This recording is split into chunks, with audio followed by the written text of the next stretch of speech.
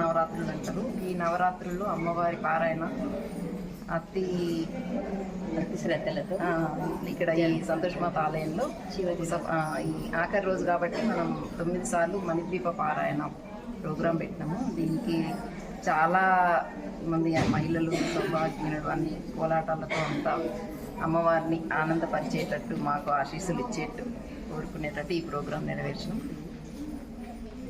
మాత దేవాలయంలో మాఘమాసం చివరి రోజు శ్యామల మాసం సందర్భంగా శ్యామల నవరాత్రుల సందర్భంగా మణిదీపవర్ణ పారాయణము అత్యంత వైభవంగా దాదాపు 150 మంది సువాసినుల అందరూ విచేసి ఉన్నారు. ఈ సందర్భంగా సంతోషమాత దేవాలయంలో ఈ రకంగా చాలా పూజలు చేస్తున్నాము.